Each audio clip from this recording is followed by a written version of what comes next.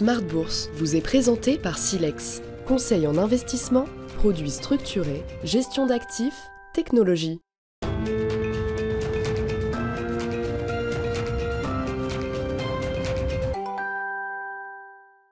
Bienvenue dans Smart Bourse, votre émission quotidienne sur Smart for Change pour rester à l'écoute des marchés. Vous nous suivez chaque jour à 20h30 si vous nous regardez à la télévision via vos box et vous nous retrouvez également tous les jours en replay sur bismart.fr ou encore en podcast sur l'ensemble de vos plateformes préférées. Au sommaire de cette édition ce soir, anatomie d'une séquence particulièrement compliquée sur les marchés avec une nouvelle séance baissière pour les indices actions partout sur la planète et un phénomène qui tend à se confirmer depuis quelques heures et quelques jours maintenant, une baisse conjointe de l'ensemble des actifs américains. Les actions américaines baissent, le dollar baisse et les obligations souveraines américaines baissent aussi, envoyant les rendements obligataires à des niveaux assez importants. Et c'est le moins qu'on puisse dire, puisqu'on a vu des taux 10 ans ou 30 ans reprendre 40, 50, 60 points de base au cours des derniers jours, depuis le début de la semaine, sur le 10 ans, qui est remonté jusqu'à 4,50%. Comment expliquer ce phénomène, un tiercé gagnant assez rare, il faut le dire, notamment pour une économie développée comme les États-Unis, sur fond bien sûr d'intensification de la guerre commerciale. Pauline Gratel vous donnera tous les derniers détails dans un instant, mais sachez que l'escalade entre la Chine et les États-Unis est partie sur un rythme assez audacieux, il faut le dire. La réponse se fait du tac au tac et la Chine désormais va taxer et taxe les produits américains à hauteur de 84% après une nouvelle vague de tarifs en réponse aux tarifs de 50% américains qui se sont ajoutés sur les tarifs déjà existants pour les produits chinois. Bref, c'est compliqué sur les marchés, nous y reviendrons largement avec nos invités de Planète Marché dans un instant, alors que débute la saison de publication de résultats d'entreprises. Et d'ailleurs, quelles sont les entreprises qui vont pouvoir offrir des perspectives, des guidance dans le contexte actuel? Sans doute qu'on devrait les compter sur les doigts d'une main, et on l'a vu déjà avec Delta Airlines qui publiait ses résultats avant l'ouverture des marchés américains tout à l'heure. Les résultats du premier trimestre sont bons, un premier trimestre d'activité très solide pour Delta Airlines, mais qui abandonne toute idée de prévision pour le reste de son exercice, et ce sera sans doute le cas pour une grande partie, si ce n'est une majorité des entreprises qui seront amenées à publier dans les prochains jours et les prochaines semaines. Et puis dans le dernier quart d'heure de Smart Bourse, nous nous focaliserons sur un segment de marché bien particulier, le segment des microcaps. Nous ferons le point sur cette classe d'actifs en tant que telle, si je puis dire, avec un spécialiste du secteur, Sébastien Lagarde, cofondateur et directeur des investissements d'Alpha Jet Fair Investors, qui sera avec nous en plateau à partir de 17h45 dans le dernier quart d'heure de Smart Bourse ce soir.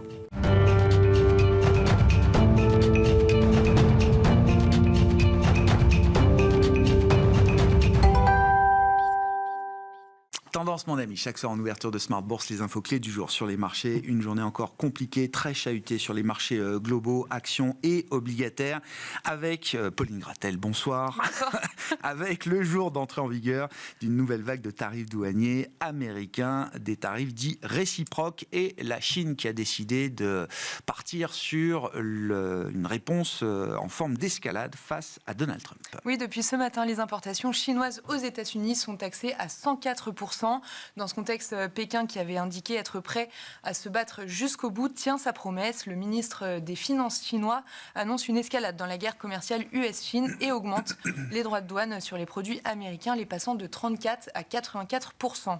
En Union européenne, la première riposte, celle contre les droits de douane de 25% sur l'aluminium et l'acier, est adoptée. Ce sera des tarifs de 25% sur 21 milliards d'euros de marchandises américaines, parmi lesquelles les motos, les produits agricoles ou encore le soja de Louisiane, et le bourbon a lui été retiré de la liste de justesse. Bon, plus globalement, tous les tarifs dits réciproques de Donald Trump entrent en vigueur aujourd'hui. Oui, voilà, ils sont entrés en vigueur aujourd'hui. Ils avaient été dévoilés lors du Liberation Day. Il y a donc 20% supplémentaires pour les pays de l'Union européenne, 46% pour le Vietnam ou encore 32% pour l'Inde. Le Japon se voit taxé à 24% supplémentaires en attendant de trouver des compromis, puisque ce sera le premier partenaire commercial à bénéficier de négociations relations bilatérales avec les États-Unis. Dans ce contexte, la pression vendeuse, notamment sur les indices actions, se renforce encore un peu, avec une baisse qui s'est même accélérée après les mesures de rétorsion annoncées par la Chine. Oui, en Europe, le Stoxx 600 et l'Eurostoxx 50 plongent de plus de 4% en séance.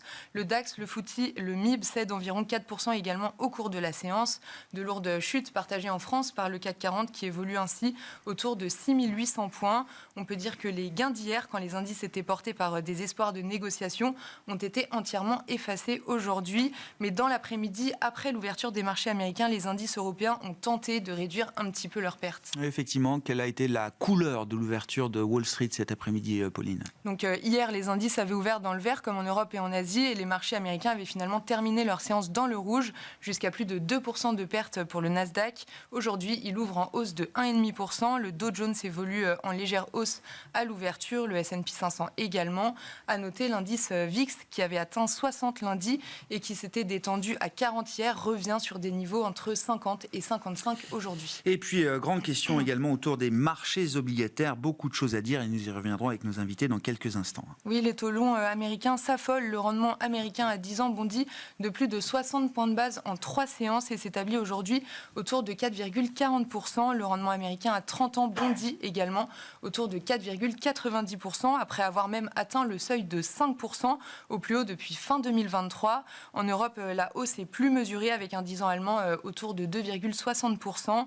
À noter tout de même que le rendement britannique à 30 ans bondit lui aussi de plus de 20 points de base à 5,60%. Un mot d'échange dans ce contexte, Pauline? Le dollar faiblit un peu aujourd'hui et l'euro-dollar se traite au-delà de 1,10. À noter, le pétrole poursuit sa chute et cède encore plus de 5% aujourd'hui. Le baril de Brent passe sous le seuil des $60. Hier, le baril américain avait clôturé sous ce seuil également. Ce n'était pas arrivé depuis 4 ans. Enfin, les prix de l'or remontent sur le niveau de $3 000 l'once environ. Et puis côté entreprise et résultats d'entreprise, Delta Airlines a donné le coup d'envoi de la saison de publication du premier trimestre. Oui, la compagnie aérienne déclare que ses prévisions annuelles sont incertaines dans le contexte économique qu'on connaît. La demande pour des voyages stagne et celle pour des vols intérieurs diminue. Mais la marge opérationnelle, le BPA et les revenus d'exploitation sont conformes aux attentes au premier trimestre. Le titre bondit de 8% à l'ouverture. Que se passera-t-il demain sur les marchés? C'est toute la question. Qu'est-ce qui est programmé, en tout cas à l'agenda, Pauline? Demain, on prendra connaissance de l'inflation américaine pour le mois de mars, avant les publications trimestrielles des banques américaines vendredi. Tendance, mon ami, chaque soir en ouverture de Smart Bourse. Les infos clés du jour sur les marchés avec Pauline Gratel.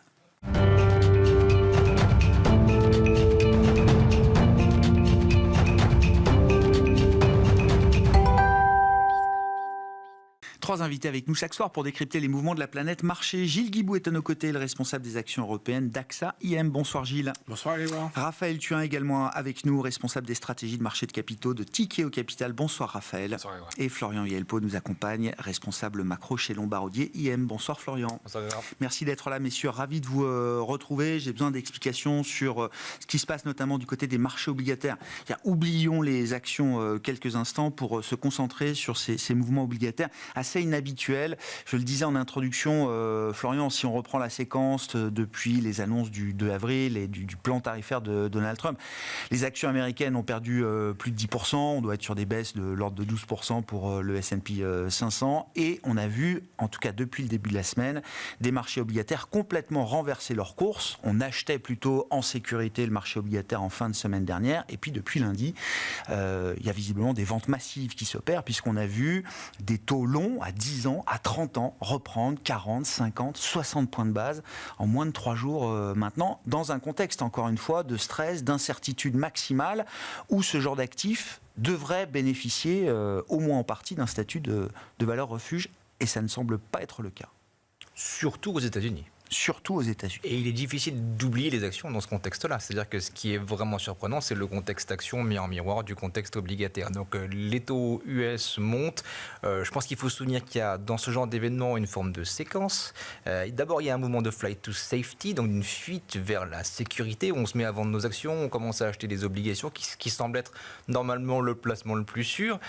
Au-delà de ça, on peut avoir ensuite un flight to liquidity, parce que justement, on est forcé de liquider ces actifs. On est créé, parfois, on doit doit faire face à des appels de marge, un ensemble de systèmes, disons, du monde financier qui vont vous forcer à générer du cash. Alors c'est peut-être en partie ce à quoi on est en train d'assister. Puis finalement, généralement, il y a un flight to opportunity. Mais c'est peut-être la question... ça, c'est la séquence suivante. Voilà, c'est la séquence suivante. Qui viendra un jour. On se posera peut-être un peu plus tard. Ouais. Les obligations aujourd'hui, on peut se poser la question du flight to opportunity parce qu'on a des yields qui sont quand même assez... des taux d'intérêt à terme qui sont relativement intéressants, relativement attractifs. 5% sur le 30 ans américain. On a touché à nouveau 5% sur le 30 ans américain au cours de la nuit passée. Voilà. Après, pourquoi plutôt aux États-Unis et moins en Europe ? C'est la deuxième question qu'on doit se poser. Je pense qu'il y a tout ce qu'on peut dire aujourd'hui, c'est qu'il y a un enchaînement de coïncidences qui est en train de se produire. On a une dévaluation du renminbi qui se fait sur fond de vente de US Treasuries long terme. Au cours de la nuit, on voit bien les taux 10 ans remonter jusqu'à 4,50 pendant la nuit, puis revenir un petit peu. C'est une suspicion. C'est une suspicion que la Chine est derrière la vente de ces obligations souveraines américaines. On le verra dans des chiffres à un moment de réserve chinoise, par exemple. Pour l'instant, c'est des coïncidences. C'est tout ce qu'on peut dire à ce stade-là de notre point de vue. Il y a cet environnement de liquidation de ce qu'on appelle le basis trade, qui consiste à acheter des obligations américaines et vendre des futurs. Et la liquidation de ces positions-là, peut-être forcée également, qui a également pu amplifier le mouvement. On est face à une séquence, probablement cette séquence de recherche de liquidité, qui survient dans un moment où on est en train de négocier, où la Chine en tout cas est clairement dans une guerre totale contre l'application de ces barrières tarifaires, et en même temps un besoin de liquidité croissant, des tensions sur la liquidité au sein du marché américain. C'est probablement ce qui explique, en tout cas à court terme, les mouvements qu'on observe aujourd'hui. Et si on est dans ce flight to liquidity où on est prêt à vendre, alors non pas ce qu'on veut, mais ce qu'on peut, c'est-à-dire les actifs les plus liquides du monde, est-ce que ça peut être un signal de début, de fin, d'un début de capitulation de marché d'une certaine manière C'est difficile à dire. Ce qu'on voit aujourd'hui, c'est que dans l'ensemble, les marqueurs de l'appétit pour le risque aujourd'hui reste au plus bas.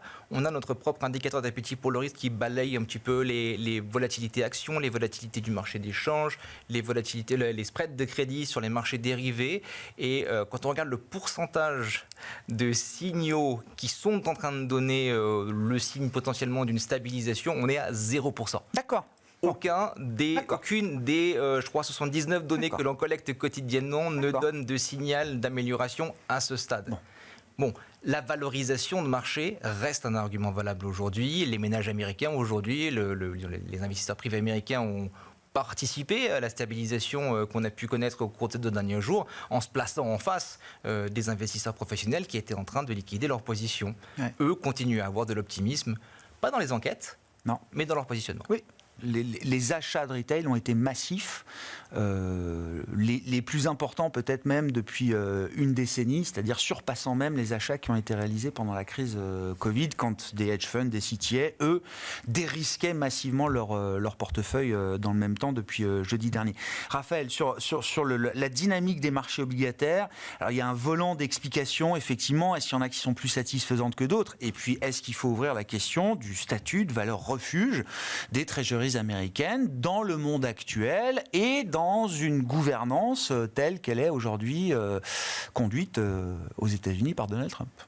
Oui, tout ça, c'est effectivement les bonnes questions qu'on doit se poser en ce moment. Et c'est ce qui fait aussi que peut-être cet épisode de volatilité, il n'est pas exactement comme les autres. On sent qu'effectivement, il y a une espèce de grincement, y compris dans la plomberie du marché, de liquidité, de levier excessif, qui sont en train de se mettre en place là, des rebalancements assez conséquents de positionnement, y compris d'acheteurs structurels, quand on parle de treasuries. Et donc, effectivement, quand on fait la liste, et Florian l'a très bien fait, la liste des causes, elles sont multiples. Évidemment, les perspectives d'inflation qui impactent potentielle évolution des taux d'intérêt, perspectives de déficit. Les break-even montent ? Les break-even montent, l'inquiétude est grande. On peut imaginer que c'est quelque chose qui va inquiéter les porteurs d'obligations, en particulier aux États-Unis. On voit l'inflation potentiellement être probablement plus à la hausse aux États-Unis qu'ailleurs à la suite de cette séquence commerciale. Donc ça va être un premier motif. Deuxième motif, c'est un motif autour des déficits, qui est là pour le coup généralisé à l'ensemble de géographies. Mais effectivement, dans un scénario de ralentissement économique, ces déficits ils risquent d'être au moins élevé et stabilisé à des niveaux élevés, voire même d'augmenter. Deuxième facteur de hausse pour les taux d'intérêt. Et puis effectivement, cette thématique autour de changement de positionnement, défiance vis-à-vis du dollar, rebalancement de certaines positions, des facteurs techniques autour de liquidation. Là, on est vraiment dans cette plomberie du marché et ça, il faut y être très attentif parce que ces facteurs de liquidité, souvent dans les épisodes de baisse, ce sont des amplificateurs, ce sont des détonateurs. Ça peut amener une baisse qui semble parfois justifiée d'un point de vue fondamental, devenir quelque chose d'autre. Et donc, effectivement, cette sous-performance aujourd'hui des treasuries aux US, elle interpelle énormément, elle interroge. Je vous rends hommage, Raphaël, parce que j'y ai beaucoup repensé là, ces derniers temps. C'était dans une discussion avec vous autour de ce plateau. On était quelques jours après le déclenchement de la guerre en Ukraine par la Russie et au moment où, parmi le régime de sanctions, avaient été saisies, confisquées les réserves de change détenues par la Banque centrale russe à l'étranger. Et vous étiez venu nous dire à ce moment-là, détenir du dollar aujourd'hui, c'est un geste politique. Mais je crois que ça n'a jamais été aussi vrai, en tout cas pour certains acteurs de marché. Raphaël. Vous êtes gentil de le dire comme ça. Non, mais... C'est un risque qui nous inquiète. Aujourd'hui, on va parler des treasuries, mais par exemple, vous avez entendu ce matin que Donald Trump a annulé 500 visas d'étudiants. Donc on parle des mouvements de personnes, on va peut-être parler des mouvements de capitaux, on va parler de M&A. Alors on ne sait pas jusqu'où la musique ira et jusqu'à quel moment on doit s'arrêter, mais effectivement, on dépasse le cadre de flux financiers. Il y a une espèce de défiance vis-à-vis de, d'abord, l'exceptionnalisme américain dans un schéma de tarifs qui devrait pénaliser davantage l'économie américaine, il pose question. Et puis effectivement, de retour à cette idée politique que aujourd'hui, pour la Chine, pour le Japon, pour de grands fonds de pension, détenir beaucoup de dollars, beaucoup de treasuries, ça interpelle, ça interroge et probablement que les gens... J'ai rarement vu autant d'acteurs de marché mettre en avant ce facteur politique. Généralement, le marché ne se mêle pas trop de politique. Je le citais hier, mais je le recite aujourd'hui. Un stratégiste de Wall Street, qui est le stratégiste de Fundstrat, qui visiblement est le plus gros bull de Wall Street de l'histoire, a complètement capitulé, faisant un mea culpa vis-à-vis de ses clients, déclarant, on s'est trompé sur Trump, sur la stratégie tarifaire de Trump, il a cassé le covenant du capitalisme. Il a cassé des covenants du capitalisme qu'on n'imaginait pas pouvoir être cassés et réduits comme ça à zéro. Covenant, c'est les conditions qui sont attachées quand on fait un prêt. Il y a des ratios, des choses à respecter qui font que le prêt reste... voilà. Il y a quelque chose de profondément cassé, y compris pour des gérants américains aujourd'hui. Hein. Gilles, sur la situation de marché. Ça fait plusieurs mois, nous, qu'on était un peu préoccupés et pour être très honnête, on ne comprenait pas exactement le mouvement de hausse post-élection de Trump. Sur ce plateau, je vous faisais part de ma volonté dans les portefeuilles d'insister sur les titres qui permettaient d'offrir de la prédictabilité et une moindre variabilité, qui était très ennuyeux. Hein, alors on parlait de bière, on parlait de réseau électrique, parce que... Et c'est là où, à un moment donné, je ne sais pas comment le qualifier, mais le programme de Trump depuis le début n'a aucun sens. Je veux dire, il n'a aucun sens. On peut le prendre par la macro. Quand je discute avec mon macroéconomiste, il me dit, sauf à croire que les 200 années d'économie qu'on vient de traverser... on ne servait à rien. Oui. Mais quand on prend de l'autre côté par la micro, quand on discute avec des entreprises et qui vous expliquent qu'aujourd'hui, le coût du travail au Mexique...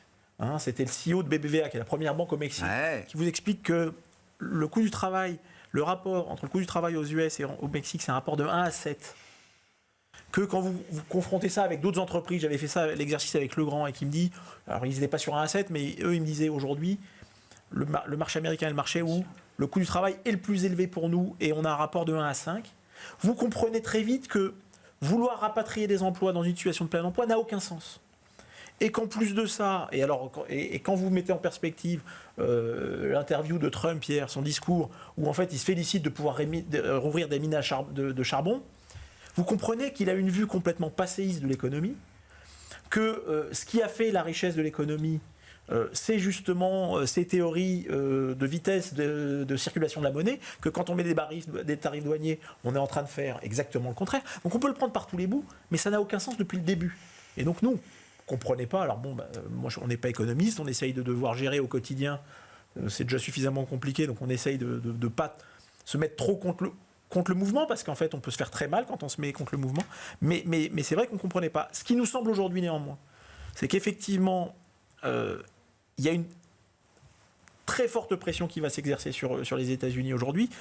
Et c'est assez marrant de voir qu'aujourd'hui, Trump dit c'est le moment d'acheter des actions. Ouais, là où la semaine dernière, il expliquait qu'il ne voulait pas regarder. Donc peut-être qu'il commence à sentir la douleur. On voit bien que la Chine, en réalité, en répondant œil pour œil, en réalité, certes, va peut-être un petit peu porter la douleur, mais en réalité, elle fait encore plus mal à l'électeur de Trump. Parce que l'électeur de Trump, qu'est-ce qu'il achète ? Il achète des biens chinois qui vont doubler demain dans son panier. Et donc, ça veut dire que ça va faire exploser l'inflation, mais ça veut dire que cet électeur de Trump qui a voté pour Trump pour contrer l'inflation, en réalité, c'est lui qui est en train de perdre. Quand il va s'en apercevoir, la bonne nouvelle, c'est qu'en fait, il est peut-être en train de déjà perdre des mi-termes. C'est peut-être la bonne nouvelle. La très bonne nouvelle d'un point de vue gérant européen, et moi, c'est celle-là que j'ai envie de retenir, c'est qu'en réalité, on retiendra sans doute, et je l'espère, de cet épisode, qu'il a été le réveil nécessaire pour la conscience européenne. Et qu'en réalité, depuis plus de 25 ans, les démocrates avaient complètement anesthésié les Européens parce que justement, ils offraient ce côté safe haven et la protection nucléaire. Tout en jouant la carte America First. Les tarifs sont restés, enfin je veux dire, mais tout ça n'a pas bougé. Mais qu'en réalité, ils étaient en train de déplacer le centre de gravité sur le Pacifique. Que là, Trump va avoir réussi en l'espace de 6 mois, potentiellement en sortant de l'OTAN, à avoir créé une défense européenne et donc potentiellement à perdre toutes les influences culturelles. Et à perdre, le plus important, à faire perdre au dollar ce côté monnaie de réserve. Ce qui est, pour le coup, ce qui était ce côté planche à billets, qui les sauvait. Ils avaient la planche à billets qu'aucun autre pays n'avait. Donc en réalité, ça veut dire que pour l'Europe, c'est sans doute bien. Bon, la mauvaise nouvelle, c'est qu'à court terme, c'est un marché bon pour très personne. important. C'est quand même bon pour personne à court terme. Et ça va être bon pour personne à court terme. Voilà. Mais si on raisonne, et c'est un peu ça que j'ai envie de retenir en tant que citoyen, je me dis, voilà, c'est peut-être une bonne nouvelle, mais d'un point de vue économique, de toute façon, son truc n'a pas de sens. Ça veut dire que le long-term game narratif, c'est bon pour l'Europe. C'est-à-dire c'est en Europe qu'on aura envie de jouer peut-être une histoire longue, plus rentable, plus profitable. D'autant que si on regarde les flux, encore aujourd'hui, on a un certain nombre d'acteurs qui sont encore positionnés sur le marché américain alors qu'ils n'ont pas vocation, ils n'ont pas raison d'y être. Donc ça veut dire que jusqu'à maintenant, ils y étaient en disant parce qu'à chaque fois, on gagne plus et il y a plus de croissance et en plus, le dollar est fort. Mais en réalité, quand on va faire les comptes à la fin du semestre et qu'on va voir qu'on a perdu sur les actions, mais qu'en plus on a perdu sur le champ, ah oui, ça c'est sûr. Les clients vont dire mais qu'est-ce que vous avez été faire des actions américaines ? C'est pas votre mandat. C'est sûr. Et donc ils vont devoir rapatrier. Et donc ça veut dire que sur l'Europe, on va avoir, alors là ça va pas être facile, mais on risque d'avoir un retour de flux. Et finalement, il va falloir rendre grâce à l'Allemagne parce que si elle met en action son plan d'investissement, ça pourrait venir amoindrir la douleur, parce que je ne veux pas dire que ça va être suffisant pour compenser, mais qu'en tout cas, on va retrouver peut-être un peu plus de dynamique, ça va venir à... Et que du coup, là où on avait tous dans nos portefeuilles une volonté de largement internationaliser, peut-être que dans un premier temps, on va peut-être chercher à être un peu plus domestique, et en tout cas, moi, la conviction que j'ai, alors même si on regarde toujours les boîtes de croissance qui ont de la visibilité, les softwares... à court terme, je trouve que les réseaux, les télécoms... Les actifs réels, quoi. Les actifs réels, mais qui ont cette croissance visible, en plus un peu régulée, c'est pas mal pour se planquer, parce que, surtout les réseaux, parce qu'en fait, on a des investissements obligatoires qui vont faire de la croissance. Alors, avant d'évoquer le long terme, je veux qu'on revienne quand même à ce qui se passe en ce moment, Florian. Où sont les coups-circuits ? Enfin, dans ce genre de situation, si jamais ça dérapait de trop, et c'est peut-être pas cette séance-là aujourd'hui qui en est encore le moment clé, mais je veux dire, là, tout le monde parle de est-ce que la Fed doit intervenir, comment la Fed peut intervenir. On a vu des épisodes comme ça où ça peut aller très très vite. Tout le monde a en tête le playbook Liz Truss, octobre 2002, crise des LDI britanniques qui se joue en une semaine avec effectivement, alors d'un côté des interventions de la Banque centrale d'Angleterre ciblées, spécifiques, sur un temps donné, et de l'autre côté, un pivot politique majeur, puisque dans la semaine, il faut virer le ministre des Finances, et en fin de semaine, c'est Liz Truss elle-même qui est obligée de partir. Et c'est ça qui a permis de régler la dernière crise de marché qu'on a connue ces dernières années. Avant ça, 2020, l'annonce du premier plan Trump, 10% du PIB américain, sans plan de financement, les taux réels se mettent à progresser de 80-90 points de base, et le coupe-circuit, c'est la Fed qui intervient. Mais elle intervient dans un contexte où on a coupé l'économie et il n'y a pas d'inflation. Non. L'environnement actuel il est quand même très différent. Donc en général, on va avoir deux disjoncteurs possibles, la Banque centrale ou l'État. Le côté État, est-ce qu'il est possible d'avoir l'État qui joue ce rôle de disjoncteur ?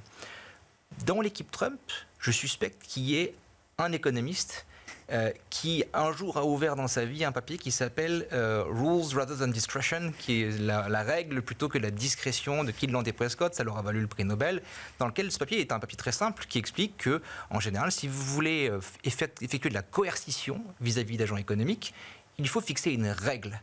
Et lorsque vous avez fixé une règle, vous vous êtes lié de vos propres mains et vous devez aller au bout de la règle, quoi qu'il arrive. La présentation des droits de douane ressemble furieusement à ça. C'est pas de façon discrétionnaire. On nous a pas dit, toi ce sera ça, toi ce sera ça. Ce qu'on nous a dit, c'est, voilà, on a une formule. Alors cette formule, il se trouve qu'en fait c'est 50%. Oui, c'est le déficit bilatéral, quoi. Tout simplement. Oui. Mais c'est une formule et c'est au minimum 10% ou ça. Et ça, c'est une règle. Du coup, il va être peut-être difficile pour l'administration de Trump de sortir de cette règle-là qu'elle s'est auto-imposée. Quid de la Fed. Il y a une forme d'impasse, là, vous dites, dans la manière dont les négociations commerciales ont été posées par l'équipe Trump. Si cette règle a été choisie consciemment, en ayant conscience justement de cette différence entre une règle discrétionnaire, et un élément discrétionnaire, alors probablement qu'on risque de devoir se tenir à cette règle-là. Et de toute façon, cette règle-là est le meilleur moyen de régler ce problème de déficit commercial, puisque je vous force à venir vers moi, je vous force à exporter moins, je vous force...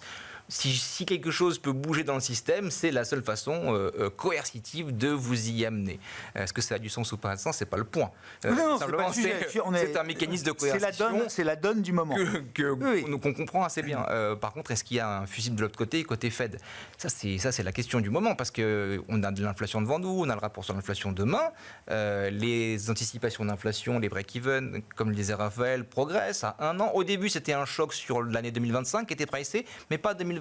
Là, maintenant, on a un choc sur 2025 et 2026 qui commence à être pricé. Là où on price moins d'inflation, c'est sur la partie longue. Et en général, c'est la partie longue c'est le break-even inflation, c'est l'anticipation d'inflation à 10 ans qui se met à baisser dans les mauvais moments. C'est lui qui nous amène ce fameux effet de diversification. Clairement, on n'y est pas. C'est très visqueux. Trop d'inflation encore dans les systèmes. La Fed est mal à l'aise par rapport à ça. Il est difficile aujourd'hui de voir la Fed agir. Maintenant, la Fed, son premier rôle, on le rappelle toujours, c'est d'être le gardien de la stabilité financière. Ouais, bien sûr. Si on voit des taux qui dépassent les 5% sur les 10 ans... Pas de stabilité des prix et pas de croissance sans stabilité financière. Ça, c'est le premier mandat. C'est aussi le premier mandat de la BCE. C'était le mandat que Draghi avait empoigné. Il est possible qu'on fasse de même du côté américain. Pour l'instant, en tout cas, il n'y a pas de panique. S'il n'y a pas de panique, il n'y a pas de problème de stabilité financière. Le marché continue de fonctionner, parce que c'est ce qui fait intervenir la Fed en 2020. C'est une telle demande pour le dollar que tout s'assèche, et qu'on a des marchés qui dysfonctionnent. Est-ce qu'on est déjà proche d'un moment comme celui-là, Raphaël, ou est-ce qu'il y a encore un peu de place pour laisser les prix s'ajuster, si c'est le sujet ? Alors, on n'en est pas là aujourd'hui. On ne voit pas encore de crise de liquidité grave. On constate qu'il y a des tensions, très clairement, y compris sur des marchés liquides où on a beaucoup de mal à obtenir de bids. On commence à voir quelques ventes forcées. Ce n'est pas encore des dislocations majeures sur certains de ces marchés, mais on commence à sentir le stress. On voit que sur aussi des marchés moins liquides, semi-liquides, on a des problématiques de sortie.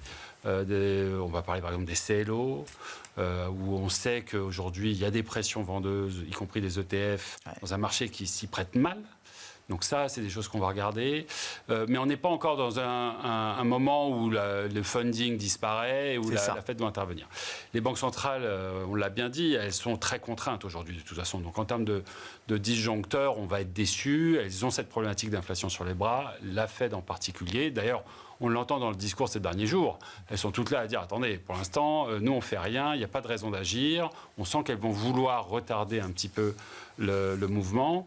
Il y a aussi un dernier effet disjoncteur quand les marchés commencent à corriger ou quand les économies commencent à vaciller et qu'on voit vraiment des baisses significatives, c'est les valos. Ouais. Quand on peut se dire, ah bah ça y est, les valos sont suffisamment peu chers, je ferme les yeux, je pense à autre chose, j'achète et demain tout ira mieux. Et là aussi, ce disjoncteur, il est très contraint. Les valos, elles sont pas chères. C'est pas un screaming buy, là? C'est loin d'être un screaming buy, selon nous. Ouais, j'entends. Sur les primes de risque, sur le crédit, on a péniblement dépassé les 400 points de base sur la yield. On est assez loin d'un scénario de ralentissement, de récession, d'augmentation des défauts. Sur les actions, c'est encore plus frappant. On est aujourd'hui au-dessus des moyennes historiques, en particulier aux États-Unis. Des valorisations en plus qui sont optiquement probablement trop élevées. On sait que probablement les BPA vont être corrigés à la baisse dans les semaines à venir. Donc finalement, on est peut-être plus cher qu'il n'y paraît. 18 fois, c'est le chiffre officiel sur les S&P, peut-être qu'on est à 20 en fait. Et si vous regardez sur les plus bas de marché en termes de valorisation sur les crises précédentes, le S&P, on est plutôt à 15, 14, voire en dessous. Là, aujourd'hui, on est plutôt à 18. Et en Europe, on est plutôt parfois même en dessous de 10. Là, aujourd'hui, on est plus proche de 13. Donc, la Fed ne sera absente. C'est difficile de rentrer en disant que le marché est suffisamment pas cher. Ça laisse beaucoup de place pour qu'encore on ait une continuation de cette tendance. Ouais. Ça va être la séquence de résultats d'entreprise là, alors qui va être, j'imagine, très particulière. Comment les entreprises vont pouvoir offrir des perspectives. Est-ce que ça va être aussi une forme de contre-pouvoir? Est-ce que la parole des CEO aux États-Unis, en Europe, va se libérer d'une certaine manière un peu plus que d'habitude pour expliquer quand même toutes les conséquences de la situation et en tout cas de tarifs s'ils étaient amenés à rester en place à ces niveaux-là. Je pense que sur les perspectives, il ne faut pas s'attendre à avoir beaucoup de choses, puisque je pense que pour un certain nombre d'entreprises, elles sont comme nous, que la situation actuelle, l'incertitude, et au-delà même de l'incertitude qu'il y a là, si demain on devait avoir une annonce que tout s'arrête, la réalité, c'est qu'en réalité, on a créé un climat d'incertitude et que de toute façon, le mal est fait et que les décisions d'investissement sont stoppées. Et qu'il faudra quelque chose, il faudra regagner de la confiance. Donc le dé de la confiance, qu'est-ce qui peut faire qu'on regagne de la confiance? Est-ce que c'est un départ de Trump, quoi? Quelque chose qui pourrait... Mais ça va pas se faire du jour au lendemain. C'était le départ de Truss qui avait permis de terminer la crise des LDI britanniques. Personne n'imagine un départ de Trump. Non, bien sûr, mais du coup... la confiance va parvenir, donc le choc sur l'économie va arriver. Donc quand on est un dirigeant d'entreprise aujourd'hui, qu'est-ce qu'on peut dire? C'est compliqué, on ne va pas faire des promesses qu'on ne va pas tenir, c'est encore pire. Donc c'est d'essayer d'avoir des communications à minima sur les éléments qui peuvent avoir sous contrôle. Et là encore, suivant les secteurs, c'est très compliqué. C'est-à-dire qu'il y a des secteurs où vous avez plus de visibilité. Et donc on en revient vraiment à ce positionnement. C'est qu'aujourd'hui, effectivement, c'est plus facile de donner de la visibilité quand vous êtes un opérateur de réseau électrique, parce que, surtout si c'est de la transmission, parce que c'est des projets qui sont planifiés à 10 ans. Et donc là-dessus, il ne va pas se passer grand-chose. Surtout qu'on en a besoin, donc ça ne va pas s'arrêter. Si c'est de la distribution, ça peut être un peu plus volatile, mais ça l'est moins que si vous êtes dans la production automobile, où là, vous ne savez pas quelle sauce va être mangée. Donc, ça veut dire quoi? Ça veut dire que dans les secteurs où les CEO peuvent avoir un tout petit peu de visibilité sur une part, on aura peut-être des messages, mais sur les autres secteurs, dans l'ensemble, on devrait avoir des messages qui devraient être à minima sur le trimestre, mais certainement pas sur la année. Est-ce qu'on peut imaginer que des entreprises européennes, en l'occurrence celles que vous suivez, fassent des annonces d'accélération de leur plan d'investissement aux États-Unis? Ou à l'inverse, c'est pas du tout le sujet, voire pire. Est-ce que peut-être que des programmes d'investissement annoncés aux États-Unis vont se retrouver mis en suspens pendant une période à définir? Là encore, Parce que Trump, il attend ça. Non, là encore, il veut les plans d'investissement. Cas par cas, il s'est félicité d'avoir CMA-CGM qui investissait aux États-Unis. La belle affaire. CMA-CGM avait besoin, c'est son métier, d'avoir accès à des terminaux portuaires. Je veux dire, il n'y avait pas besoin de tarifs, il y avait besoin. En plus, ils se font bien voir. Donc, il a été très malin. Et en plus, il a été lui présenter sa carte où il faisait avec le marqué Golfe d'Amérique dessus. Donc, le mec a été très malin. C'est de la pure opportunité. Je ne sais pas s'il était très content de se retrouver dans le bureau ovale avec le grand tableau à côté de Trump, Oui, comme un petit enfant. Mais bon, c'est un avis personnel.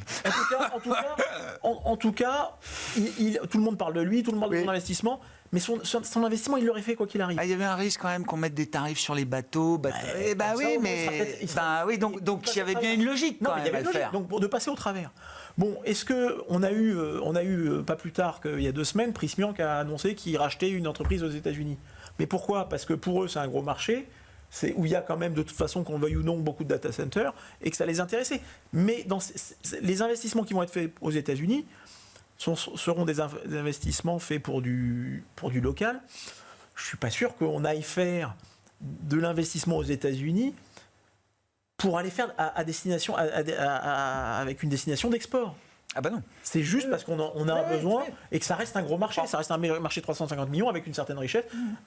Et donc, voilà. Mais je ne suis pas sûr que ça change complètement la nature. Et d'une certaine manière, après, ça peut aussi avoir un côté opportuniste parce qu'effectivement, aujourd'hui, ça coûte quand même 10% moins cher qu'en début d'année parce que le dollar a baissé. Donc voilà, je ne suis pas sûr qu'on puisse en tirer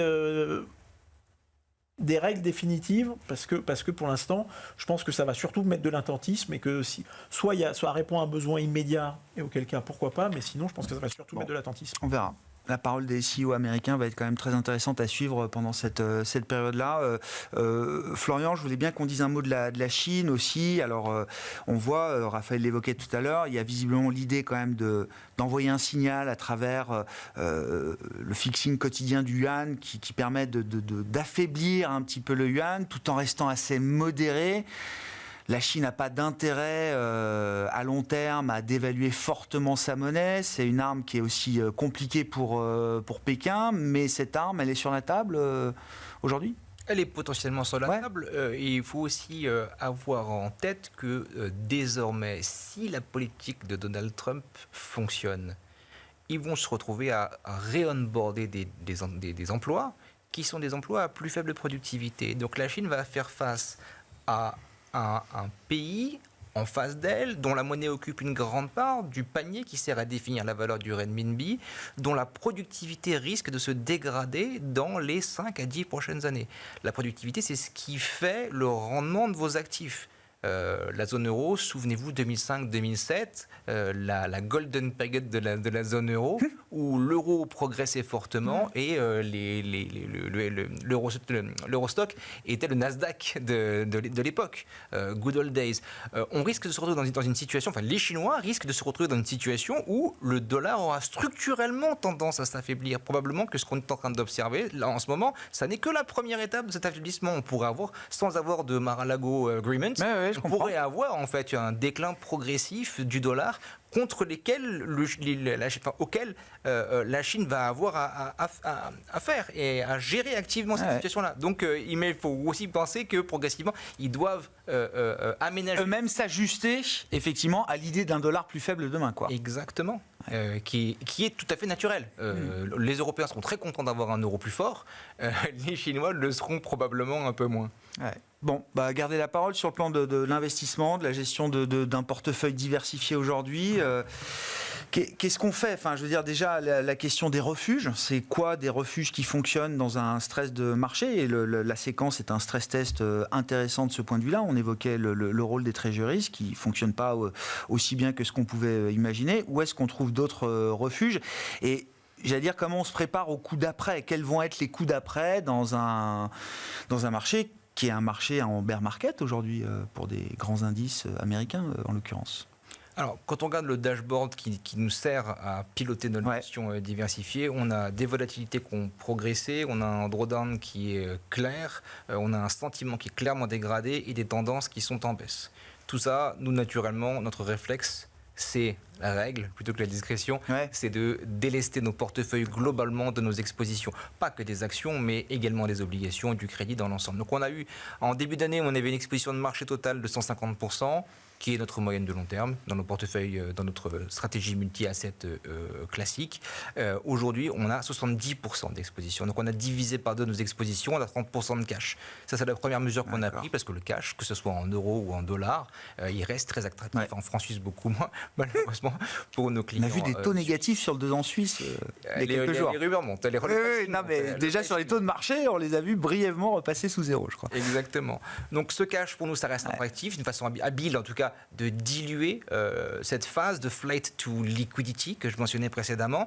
Des 70% qui nous restent, on va avoir à peu près 50-55% d'exposition au marché classique, bien diversifiée. On conserve la moitié de nos expositions quand même en obligations globales, mais on va avoir 15 à 20% d'exposition à des stratégies convexes, à des stratégies de volatilité, à des stratégies de suivi de tendance intraday, des choses qui vont nous aider justement à mieux gérer, à jouer un rôle de tampon le temps que progressivement on arrive à continuer à leverager. Si la baisse se poursuit, si cet ensemble de facteurs négatifs que je décrivais reste avec nous, et au contraire, si les choses s'améliorent, on sera ravis de reparticiper à nouveau à la montée des marchés. Aujourd'hui, pour nous, on passe d'une zone de prudence à une demi-défense. C'est là où on est. Le point le plus bas de l'exposition, c'était 30% d'allocation marché total, donc 70% de cash.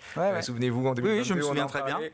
On y est. C'est pour ça que j'avais pas en tête que 150% d'exposition, c'était votre moyenne, parce que moi, je vous ai rencontré à l'époque, vous étiez 70% cash, Florian, donc effectivement. Là, j'entends. Voilà comment on aborde les choses aujourd'hui. En fait, on passe de, même plus collectivement pour Lombardier Investment Manager, on est passé de chercher de la résilience dans les portefeuilles à activement chercher de la défense pour protéger nos c'est un cran supplémentaire, effectivement, dans la protection des portefeuilles du capital. Quelle attitude est-ce que vous adoptez là, chez Tikehau Capital aujourd'hui pour la partie marché de capitaux, notamment, Raphaël ? On est aussi très prudent. On considère que c'est un changement de régime économique, un changement de régime de marché, que c'est probablement le début d'une phase qui pourrait durer. On n'a aucune idée de ce qui se passera demain. Probablement qu'on aura une forme de désescalade à un moment. Probablement qu'on aura des négociations autour de ces droits de douane. Les tarifs chinois peuvent pas rester à 100%. Je pense que là, on est dans un scénario de destruction mutuelle massive qui n'arrange personne. Qui va très vite, en plus. Qui va très vite. Donc probablement qu'il y aura des bonnes nouvelles, des soulagements de marché, des rebonds erratiques. C'est vraiment là où on est aujourd'hui. On ne préjuge pas de ces jours à venir. Sur le long terme, le constat, et c'est ça qui importe pour l'investisseur, perspective de croissance, perspective bénéficiaire des entreprises, perspective d'avoir des banques centrales aussi en soutien. Ces 3 critères d'investissement long terme, ils sont aujourd'hui assez significativement endommagés. On est en train de réviser toutes nos hypothèses d'investissement ligne à ligne, à réviser à la baisse effectivement le potentiel de croissance de bénéfices, à imaginer aussi que sur les taux, il ne va pas falloir non plus trop compter sur les interventions massives. Et donc ça, sur le long terme, c'est ça que ça veut dire, indépendamment presque des quelques jours à venir, des négociations à venir. Donc ça fait du cash, clairement. Le cash, c'est important aujourd'hui pour avoir aussi la capacité de redéployer quand les valos redeviendront attractives. Encore une fois, aujourd'hui, elles ne sont pas nécessairement. On n'a pas envie de se précipiter. Et puis, effectivement, la défense, c'est le bon mot. Aller chercher des valeurs plus défensive. On en a beaucoup parlé, mais plus d'Europe. On a l'impression que l'Europe semble effectivement plus immunisée, on va dire, à cette dimension commerciale que d'autres géographies, et qu'en particulier les États-Unis. Et puis évidemment, une analyse ligne à ligne, donc à l'ordre 1, pour chaque entreprise, quel est l'impact d'éventuels droits de douane. Certains secteurs seront plus touchés que d'autres, faire des scénarios. Et puis aussi à l'ordre 2, dans un scénario de ralentissement économique, pour certains secteurs plus cycliques évidemment, là aussi l'impact pourra se faire sentir. On se rend compte beaucoup dans notre univers européen, et je parle sous contrôle de Gilles, mais que à l'ordre 1, beaucoup de ces tampons sont absorbables, que en fait finalement, en particulier chez les plus petites entreprises, l'exposition globale, que ce soit chaîne d'approvisionnement, pourcentage de chiffre d'affaires, c'est absorbable, c'est raisonnable. C'est l'ordre 2 qui inquiète aussi. C'est-à-dire, qu'est-ce qui se passe s'il y a une récession, un ralentissement? L'Europe est globalement un peu plus cyclique que d'autres géographies. Et c'est vrai que de ce point de vue-là, c'est aussi là-dessus qu'on regarde beaucoup les portefeuilles. Donc voilà, une analyse ligne à ligne, plus de cash, plus de défense, un rééquilibrage vers l'Europe. Et puis peut-être aussi pour finir, beaucoup de perdants dans cette histoire, évidemment. Et puis peut-être quelques gagnants. Et dans ces gagnants, évidemment, par exemple, la défense européenne, comment ne pas en parler? Oui, dans ce nouveau monde, on va renforcer nos capacités de défense en Europe, on va acheter européen, c'est un exemple. Et vous me voyez venir, il y a probablement un prolongement à cette notion de défense. Nous, on parle beaucoup de souveraineté. Oui, d'autonomie stratégique, souveraineté, bien sûr. Aujourd'hui, voilà, c'est la défense. Demain, est-ce que ça sera la pharma? Bien sûr. Ça va être le sujet de conversation des jours. Mais c'est un thème qui s'élargit. Qui doit pouvoir s'élargir. En tout cas, qu'il n'y a pas de raison de s'arrêter nécessairement à la défense. Ouais. Gilles, sur les actions européennes, dans la continuité de ce bien qu'on sûr. vient de dire, je pense qu'effectivement, sur la souveraineté, c'est un vrai sujet, et c'est quelque chose qu'on regarde de près. Et je pense que l'énergie, et notamment l'électrification de l'économie, parce qu'on pourrait se dire avec Trump, c'est aussi la fin de la transition énergétique. En réalité,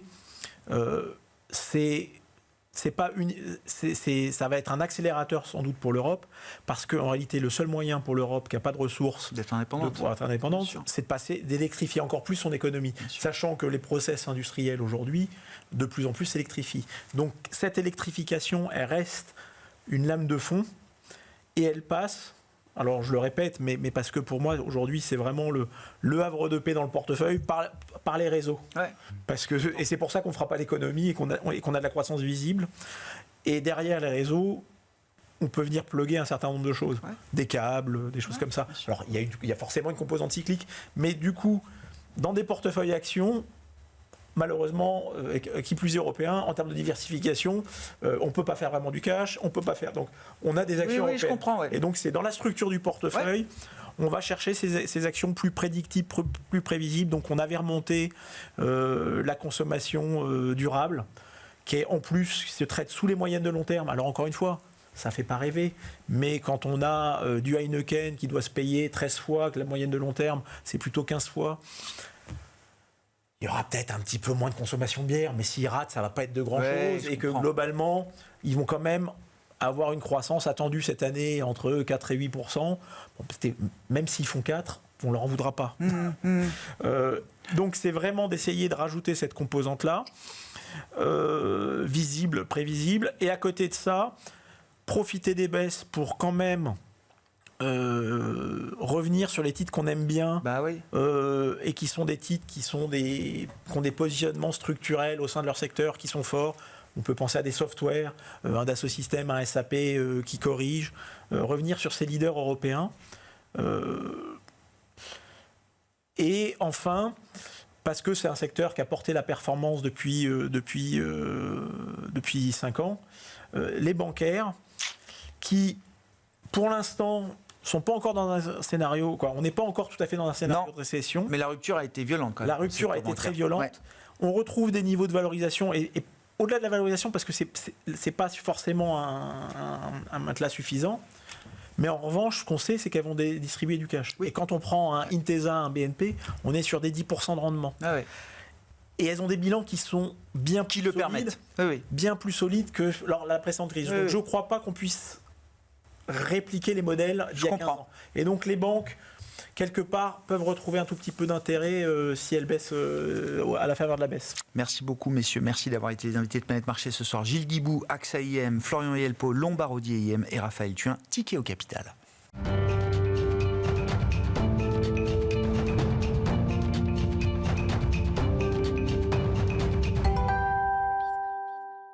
Le dernier quart d'heure de Smart Bourse chaque soir, c'est le quart d'heure thématique. Le thème ce soir, c'est celui des microcaps qu'on peut bien définir comme une classe d'actifs presque à part entière, ou en tout cas un segment de marché bien spécifique. Et nous avons un expert microcaps à nos côtés en plateau, Sébastien Lagarde, cofondateur et directeur des investissements d'AlphaJet Fair Investors. Bonsoir Sébastien. Bonsoir Grégoire. Merci beaucoup d'être avec nous. Ouais, microcaps, juste définir effectivement ce que ça représente pour vous dans l'univers d'investissement. Et puis partons de la situation de marché qu'on connaît depuis une petite semaine maintenant. C'est une situation intéressante dans le sens où c'est un stress test pour toutes les classes d'actifs mondiales. Et donc, ça m'intéresse de savoir comment les microcaps se comportent dans cette phase de stress test, on va dire, Effectivement, Sébastien. D'autant qu'elles sont souvent perçues comme des objets financiers très risqués. Ouais. Alors moi, quand j'ai regardé mon emploi du temps lundi matin, je me suis dit, mince, pas de chance, je vais chez Grégoire. je suis gérant action, je vais aller parler de microcap dans un contexte de marché qui s'effondre. Et puis finalement, en faisant le point, c'est pas si inintéressant que ça d'intervenir maintenant. Parce qu'elles ont, évidemment, elles ont beaucoup baissé, hein, comme tout le reste, mais elles ont nettement amorti la chute. À lundi soir, bon, il y a eu un beau rebond hier. Elles ont un petit peu moins rebondi, hein, les microcaps, que les grandes valeurs. Mais aujourd'hui, grosso modo, on repère tout ce qu'on a gagné hier. Donc les chiffres à lundi soir, c'était sur le mois de mai. Les microcaps à moins 7,6% contre moins 10,8% pour les grandes valeurs européennes. Donc 300 points de base de surperformance en quelques jours, en sachant qu'on vient d'un mois de mars où ça avait déjà été le même scénario. Alors évidemment, il n'y avait pas de crack, hein, on en a moins parlé, mais les grandes valeurs Non, mais le mois de mars était déjà plus chahuté que le mois précédent. Les grandes valeurs, hein, les grandes valeurs européennes, c'est moins 4,3%, alors que les microcaps, c'était moins 1,3%. Voilà. Donc une belle séquence. C'est intéressant. Alors si on dézoome effectivement en dehors de cette séquence de marché un peu tourmentée, c'est le moins qu'on puisse dire, Sébastien, et faisons le point sur les forces, faiblesses de ce segment des microcaps. Si on regarde les 3-4 dernières années, c'est quand même un segment qui a souffert en relatif, notamment par rapport aux autres classes d'actifs, aux grandes valeurs. Sébastien, dans quelle mesure ce segment a souffert? Et quand on regarde devant, quels sont les catalyseurs potentiels sur lesquels on peut éventuellement compter pour réveiller cette classe d'actifs? Alors, tout d'abord, dans le contexte actuel, hein, une des raisons principales de leur bonne résistance, hein, depuis un mois et demi, c'est évidemment c'est des sociétés qui économiquement sont encore relativement petites, donc moins exportatrices, donc potentiellement moins impactées par tout ce qui est annoncé par l'administration Trump, etc.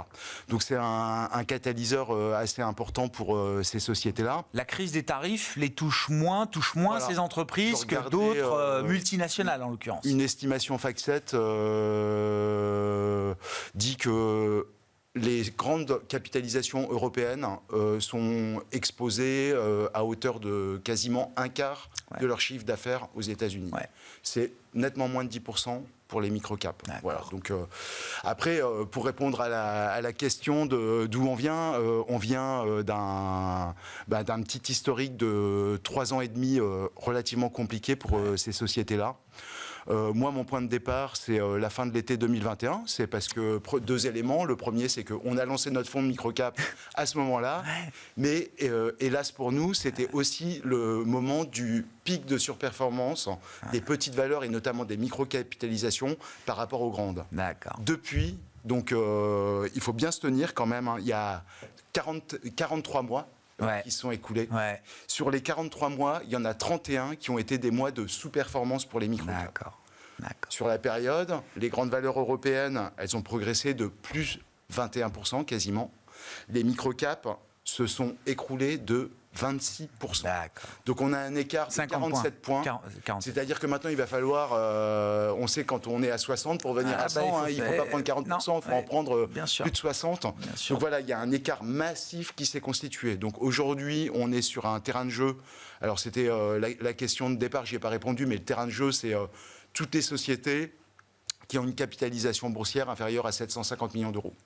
Il y en a beaucoup. Il y en a 3000 en Europe. C'est plus de la moitié des sociétés cotées. Mais c'est moins de 2% de la capitalisation boursière totale. Ça, c'est le terrain de jeu. C'est l'univers d'investissement, ça. Et qui a beaucoup souffert donc, dans cette période, essentiellement une période de forte remontée des taux. Voilà, donc où on a privilégié plutôt, moins la croissance, etc. Les thématiques value sont revenues. Et donc, ces sociétés-là, qui étaient quand même plutôt bien valorisées à la fin de l'été 2021, post-rebond Covid, ont énormément souffert.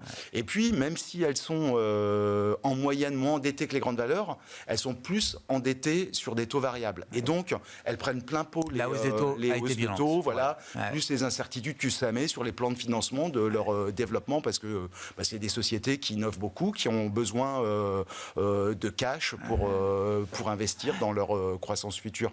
Voilà. Donc, ça a été une période relativement difficile. Et j'espère qu'on est à un moment où on est au point de d'inflexion d'un point de vue relatif. Cet espoir, il peut être supporté par quel type d'arguments, Sébastien? Des arguments fondamentaux, des arguments techniques également. Peut-être aussi ce qui joue dans la résilience de ces micro ou small caps, c'est le fait qu'elles soient considérablement sous-détenues aujourd'hui par les investisseurs. Est-ce qu'il y a déjà une logique de flux qui peut revenir sur ce segment-là? Alors effectivement, là, elles sont, on le voit avec les performances, plus de 50 points de sous-performance, évidemment. Ça fait qu'aujourd'hui, on a des sociétés qui ont des valorisations qui sont vraiment à la cave. Elles ont continué à délivrer en termes de croissance, mais leurs valorisations, donc en relatif aux grandes valeurs, sont aujourd'hui extrêmement attractives. Donc on a vu déjà des retours d'OPA, de retrait de la cote, etc. Pensez à Healthcare, Believe, et puis au-delà de la France, énormément d'OPA dans les pays scandinaves, etc. Donc ça, c'est un premier élément. Le deuxième, effectivement, donc s'il y a eu cette performance-là, c'est que beaucoup d'investisseurs ont délaissé la classe d'actifs. Donc forcément, quand ils cherchent quelque chose à vendre aujourd'hui, ils peuvent pas aller piocher. Ils ont plus de small cap, plus de micro cap. Ils en ont plus. Donc ça, c'est très bien. Un autre élément technique aussi, faut le rappeler, c'est qu'il n'y a pas d'ETF sur les micro-caps. Et donc, on le sait, les grands mouvements entrants et sortants des marchés actions, ils se font de plus en plus via des ETF. Et là, elles ne sont pas du tout impactées. Et après, pour voir maintenant c'est l'explication de la surperformance très récente. Pour les espoirs de demain, il y a des catalyseurs effectivement qui sont mis en place. C'est pas des espoirs de catalyseurs, c'est des choses qui sont mises en place. Donc typiquement, et ça me fait penser un petit peu à ce qui s'était passé quand le PEA-PME avait été mis en place en France, ou l'équivalent en Italie qui s'appelle le PIR. On a un nouveau plan qui a été élaboré sur un peu plus d'un an. Moi, j'avais partie d'un groupe à l'AFG sur la redynamisation des PME cotées. Voilà. Et donc, il y a tout un plan qui s'appelle Initiative PME 2030, qui aboutit à un manifeste pour le financement des PME sur les marchés, etc. Et de manière concomitante, la Caisse des dépôts et consignations a été mandatée pour lancer un nouveau fonds, un fonds de fonds, qui va investir dans les PME essentiellement françaises. Donc c'est un fonds qui s'appelle CDC Croissance Sélection PME, 500 millions d'euros, c'est pas rien. Ça va être distribué peut-être en une vingtaine de mois. Pour les entreprises cotées françaises. Exactement. Donc c'est un fonds de fonds, il va investir dans des fonds de small cap françaises. Et ça va ramener de la liquidité. Et ça, évidemment, ça va ramener de la liquidité. Et 500 millions au regard de la taille du marché, c'est pas rien. C'est vraiment pas rien. C'est vraiment pas rien. Ces 500 millions, ils peuvent faire des petits, parce que qu'est-ce qui manque aujourd'hui vraiment au microcap pour qu'on s'y réintéresse? C'est pas suffisant la valo comme argument. Et donc, ce qui manque en fait, c'est la liquidité. Plus la liquidité baisse, moins d'investisseurs peuvent s'intéresser à la classe d'actifs. Donc là, on a des flux concentrés sur le marché français. Dans un premier temps, mais donc qui vont permettre d'animer la cote, de réanimer la cote, voilà. C'est ça. Et puis de manière par irrigation, ça va concerner aussi d'autres bourses européennes, voilà. Après, on a le plan Merz. Alors ça y est, le gouvernement en Allemagne va être. Oui, il y a une bonne nouvelle aujourd'hui, on a un gouvernement en Allemagne. On a un gouvernement en Allemagne. C'est passé un peu sous les radars, mais il est là. Son plan de 1000 milliards, s'il arrive, ça sera une excellente nouvelle pour le Mittelstand allemand. Le Mittelstand, c'est égal les PME allemandes. Et donc, on a aussi tout un autre pan de l'économie européenne, en termes de PME, qui risque d'être redynamisé. La plupart de ces PME, quand elles sont cotées, ce sont des microcaps.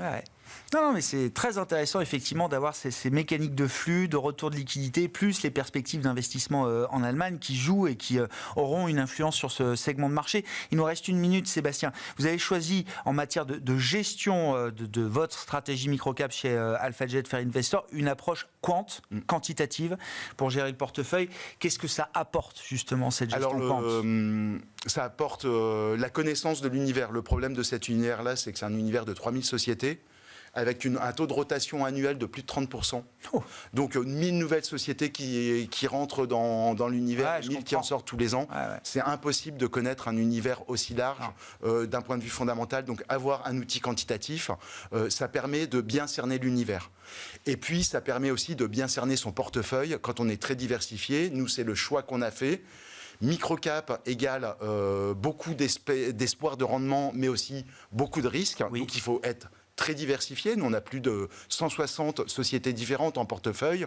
Donc, avoir des outils quantitatifs pour suivre un portefeuille aussi diversifié au quotidien, c'est vraiment utile. Et 160 portefeuilles, enfin, diversification avec 160 lignes, ça veut dire qu'il faut s'assurer qu'il n'y ait pas de corrélation trop forte entre chacune de ces lignes, c'est ça, Sébastien ? Alors, c'est tout le secret, toute la beauté des micro-capitalisations, c'est que, effectivement, chacune prise isolément est très risquée. Mais comme elles sont relativement peu corrélées les unes par rapport aux autres, ça tasse complètement la volatilité du portefeuille. Et c'est aussi une des explications de la bonne résistance dans la baisse. Mais donc, l'idée, effectivement, c'est pour tirer le bénéfice de cette faible corrélation, il faut un portefeuille bien diversifié, et notamment pas mettre tous ses œufs dans le même panier, donc ne pas mettre de grosses pondérations sur une société donnée, parce que même si elle paraît la plus belle du monde, elle est peu diversifiée et donc elle reste risquée.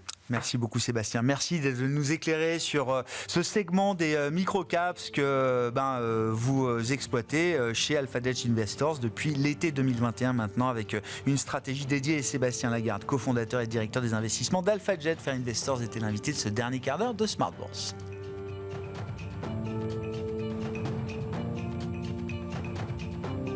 Smart Bourse vous a été présenté par Silex, conseil en investissement, produits structurés, gestion d'actifs, technologie.